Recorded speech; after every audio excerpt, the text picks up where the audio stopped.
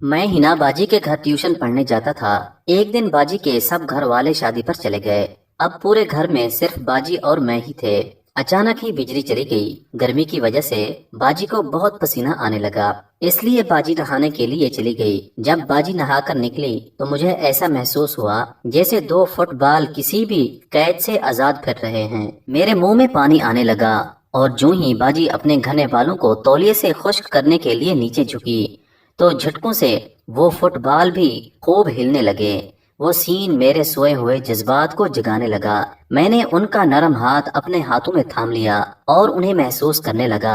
मैं बोला, बाजी, आज मैं सिर्फ एक बार आपको आपकी ही मर्जी से हासिल करना चाहता हूँ। मगर बाजी ना मानी और बोली कि तुम मेरे स्टूडेंट हो, ऐसी बात कभी सोचना भी मत। मैंने आगे बढ़कर उन्हें पकड़ लिया।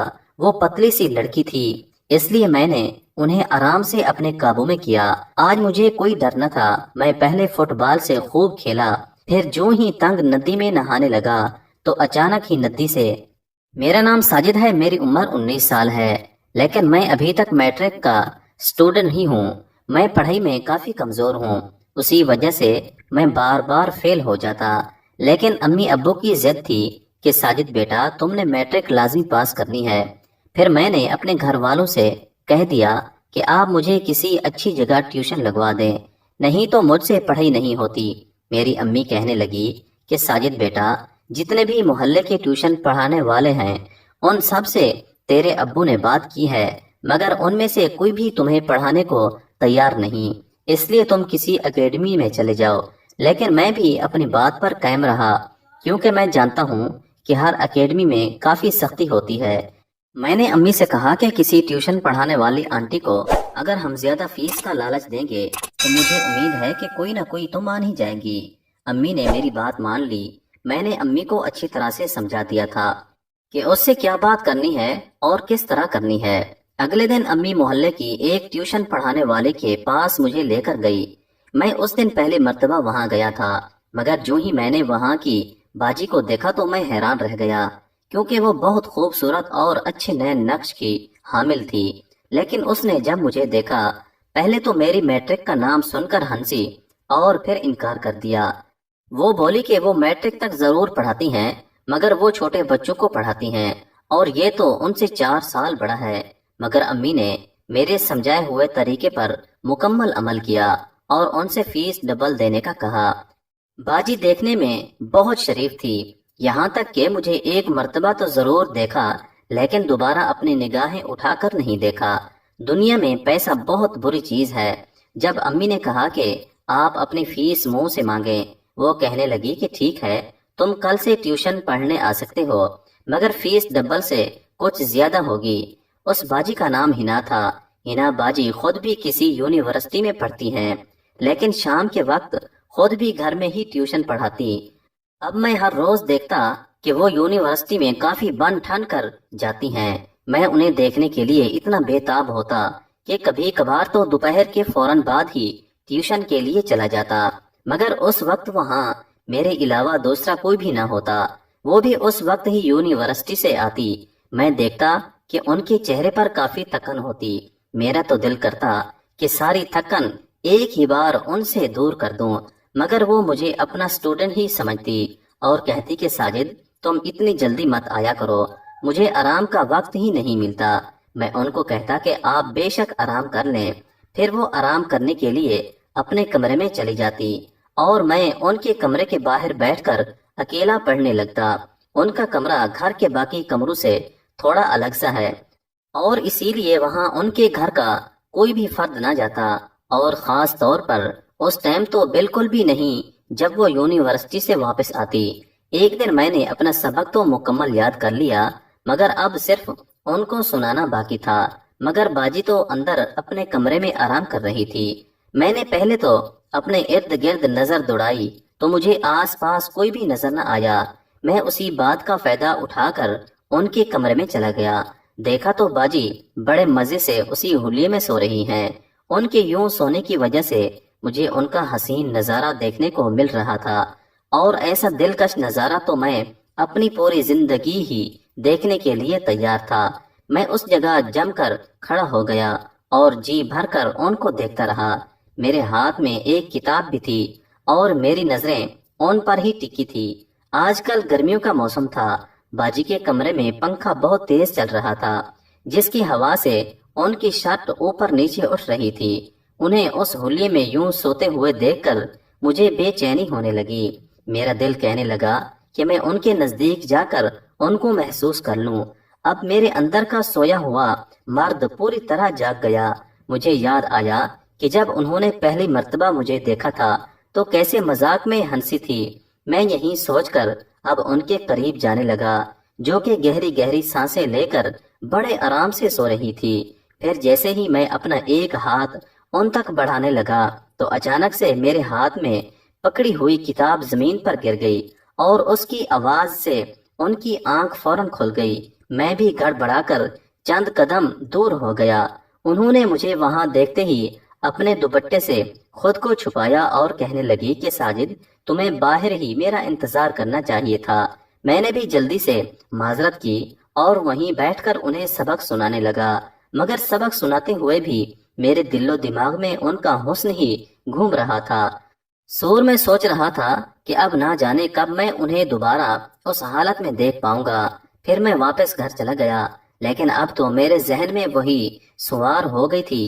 مجھے زندگی ابھی تک کسی بھی لڑکی میں اتنی دلچسپی نہیں ہوئی جتنی باجی حنا میں ہوئی ہے، کیونکہ ان کے اندر تو ایک انوکھی ہی کششی ہے۔ شاید وہ مجھ سے کچھ جھجکتی ہیں اور ان کی یہی جھجک تو مجھے ان کی جانب کھینچ رہی تھی۔ پھر دن ایسے ہی گزرتے رہے، مگر اس کے بعد مجھے ایسا موقع دوبارہ نہ ملا۔ پھر میرے پیپر شروع ہو گئے، مگر ابو نے مجھے کہا کہ ساجد، یہ تیرا آخری چانس ہے اور اس مرتبہ مجھے مایوس مت کرنا۔ میں نے بھی ابو سے وعدہ کیا کہ میں اس مرتبہ لازمی پاس ہو جاؤں گا۔ یہ وعدہ میں نے اس لیے کیا تھا کیونکہ حنا باجی مجھے پیپروں کی بہت اچھی تیاری کرواتی تھی اور میں رات دیر تک انہی کے پاس پڑھتا رہتا۔ وہاں مجھے جو بھی سمجھ نہ آتا تو وہ مجھے سمجھا دیتی۔ میں اس وقت ان کے ساتھ ہی بیٹھتا تھا اور ایک ہی کتاب ہونے کی وجہ سے ہم دونوں ایک دوسرے کے بہت قریب آ جاتے۔ اس وقت میں تو اکثر ہی ان کے چہرے کو دیکھتا رہتا اور دل ہی دل میں ان کے حسن کی تعریف بھی کرتا۔ پڑھاتے ہوئے کبھی کبھار ان کا دوپٹہ بھی تھوڑا سرک جاتا اور میں بھی اسی وقت اتنے قریب سے ان کا نظارہ کر لیتا۔ ایک دن میں نے باتوں باتوں میں حنا باجی سے پوچھا کہ باجی، آپ کی شادی کب ہوگی؟ میری بات پر پہلے تو وہ حیران ہوئی، مگر پھر بے رخی سے کہنے لگی کہ جیسے ہی میری پڑھائی ختم ہوگی تو شادی ہو جائے گی۔ میں نے حیران ہونے کی اداری کی اور کہنے لگا کہ آپ کا ہونے والا شوہر تو بہت خوش قسمت ہوگا۔ میری بات سن کر وہ غصہ ہو کر مجھے گھورنے لگی، مگر میں نے بھی جلدی سے کہا کہ آپ کے شوہر کو اتنی ذہین بیوی جو ملے گی اور یہ تو اس کے لیے بہت خوش قسمتی والی بات ہوگی۔ اس پر وہ بھی مسکرانے لگی۔ ان کی اتنی دلکش مسکراہٹ دے کر میرا دل کر رہا تھا کہ ابھی آگے بڑھ کر گھر کا کام کر ڈالوں، مگر ان کے گھر میں بہت لوگ ہوتے تھے، اسی لیے میں ہمیشہ اپنے دل کی بات اندر ہی دبا دیتا۔ ایک مرتبہ انہوں نے باقی سب بچوں کو چھٹی دے دی تھی، مگر میں کافی دیر تک سبق لے کر بیٹھا رہا۔ انہیں بھی نیند آنے لگی۔ پھر وہ مجھ سے کہنے لگی کہ ساجد، جلدی کرو، اب تو سونے کا وقت بھی ہو گیا ہے۔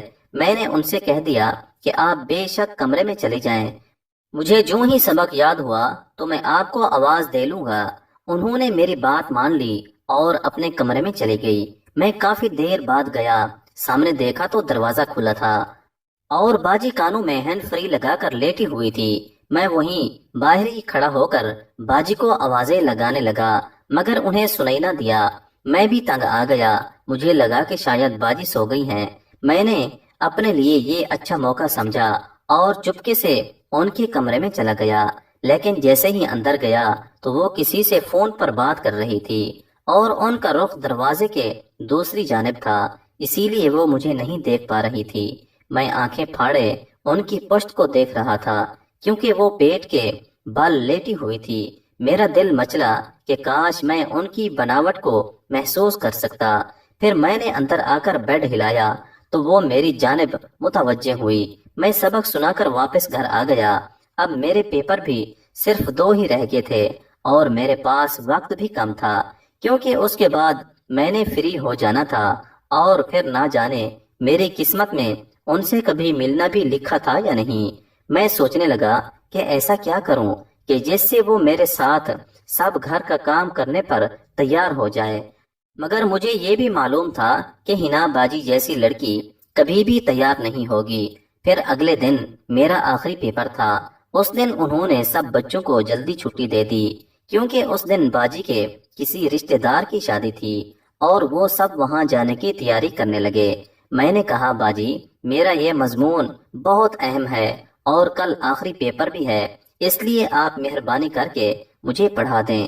خیر وہ کچھ سوچتے ہوئے مان گئی۔ اب میں سارا دن ان کے پاس رہنے والا تھا، مگر میں بہت اداس بھی تھا کیونکہ یہ میرا اور اس کا آخری دن تھا۔ اگر اس دن بھی مجھے کوئی چانس نہ ملا تو میری ان کے ساتھ اپنی پیاس مٹانا ایک حسرت بن جاتی، کیونکہ باجی تو مان گئی تھی۔ اب معلوم نہیں اس کا کوئی بھائی بھی یہیں رکے گا یا سب جائیں گے، کیونکہ پھر یہ سب کل شام کو واپس آئیں گے۔ مگر حنا باجی کے سارے گھر والے شادی پر چلے گئے تو مجھے ایسا لگا جیسے قدرت نے میری دلی مراد سن لی ہو۔ اب تو صرف حنا باجی اور میں رہ گئے تھے۔ اب میں نے بھی سوچ لیا کہ آج تو ان کو اپنا بنا کر ہی رہوں گا۔ وہ مجھے پڑھانے لگی۔ اچانک ہی بجلی چلے گی تو یو پی ایس خود بخود آن ہو گیا۔ بجلی کے جاتے ہی حنا باجی نے لیٹس آن رکھنے کی وجہ سے پنکھا بند کر دیا تھا تاکہ یو پی ایس چلتا رہے اور میری پڑھائی میں خلل نہ پڑے۔ گرمی پہلے ہی زیادہ تھی اور اب ایسا کرنے سے گرمی کی شدت مزید بڑھ گئی۔ باجی نے باریک کپڑے پہنے تھے مگر گرمی کی وجہ سے ان کو کافی پسینہ آنے لگا۔ کچھ دیر بعد ہی باجی پسینے سے تنگ آ گئی اور مجھ سے کہنے لگی کہ ساجد تم ادھر ہی بیٹھو، میں نہا کر آتی ہوں۔ میں نے کہا ٹھیک ہے۔ کچھ دیر بعد ہی وہ واش روم سے نکلی تو انہوں نے کافی اچھا لباس پہنا تھا، مگر مجھے ایسا محسوس ہوا جیسے انہوں نے نیچے کچھ نہیں پہن رکھا اور اب فٹ بال آزاد ہیں۔ یہی سوچ کر میرے تو منہ میں پانی آنے لگا۔ وہ اپنے گھنے بالوں کو تولیے سے خشک کرنے کے لیے جھکی جس سے فٹ بال بھی ہلنے لگے۔ وہ سین تو میرے سوئے ہوئے جذبات کو جگانے لگا۔ اب پورے گھر میں باجی کی مہک دوڑنے لگی۔ پھر وہ میرے پاس آ کر بیٹھ گئی۔ میں انہیں بار بار دیکھ رہا تھا۔ وہ بھی میری ان نظروں کا مطلب اچھے طریقے سے جان چکی تھی۔ اب تو میری برداشت ختم ہو چکی تھی۔ پھر میں نے ان کا نرم ہاتھ اپنے ہاتھوں میں تھام لیا اور انہیں محسوس کرنے لگا۔ انہوں نے اپنا ہاتھ ایک جھٹکے میں مجھ سے چھڑوا لیا اور کہنے لگی کہ ساجد یہ کیا کر رہے ہو؟ میں نے انہیں کہا کہ باجی آپ تو جانتی ہیں کہ آج یہ میرا آپ کے ساتھ آخری دن ہے۔ میں آپ سے ایک بات کہنا چاہتا تھا مگر کبھی مجھے موقع ہی نہ مل سکا۔ وہ بولی ہاں ساجد بتاؤ کیا بات ہے؟ میں نے کہا باجی میں آپ کو حاصل کرنا چاہتا ہوں۔ میری بات سن کر وہ حیران ہوئی اور جلدی سے میرے پاس سے اٹھ گئی۔ ان کے ساتھ ہی میں بھی اٹھ گیا اور پھر ان کے چہرے پر جھک گیا۔ کچھ دیر بعد ہی وہ مجھ سے الگ ہوئی اور مجھے منع کرنے لگی کہ یہ ساجد یہ سب بہت غلط ہے، میں تمہارے بارے میں ایسا نہیں سوچتی۔ میں ان سے بہت التجائیں کی۔ میں نے کہا کہ میں صرف ایک بار آپ کو آپ کی ہی مرضی سے ہی آپ کے گھر کا خاص کام کرنا چاہتا ہوں، مگر ان کے بار بار یوں منع کرنے پر میں انہیں ان کے کمرے میں لے گیا اور جلدی سے ان کے ساتھ چپک گیا۔ وہ منع ہی کرتی رہی۔ میں نے پہلے ندی سے منہ لگا کر خوب پانی پیا۔ وہ مجھے واسطہ دینے لگی۔ حنا باجی ایک نرم و نازک اور پتلی سی لڑکی ہیں، اس لیے میں نے بڑے آرام سے اپنے قابو میں کر لیا۔ ویسے بھی آج مجھے کوئی ڈر نہ تھا، اس لیے انہیں دوپٹے سے ہی بیڈ کے ساتھ باندھ رکھا تھا۔ میں نے ایک مرتبہ گھر کا کام کیا پھر اسے کھولنے لگا تو میں نے سوچا کہ ایسا موقع دوبارہ کبھی نہیں آئے گا، اس لیے میں نے دوسری مرتبہ بھی گھر کا کام کیا۔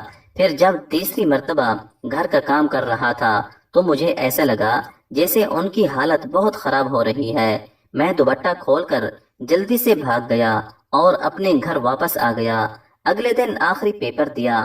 اب مجھے اس بات کا ڈر تھا کہ اگر حنا باجی نے گھر والوں کو بتا دیا تو محلے والوں کو میری اس حرکت کا پتہ چل جائے گا، لیکن خوش قسمتی سے ایسا نہ ہوا۔ حنا باجی نے یہ بات کسی کو نہ بتائی اور میں بھی بدنامی سے بچ گیا۔ کچھ عرصے بعد ہی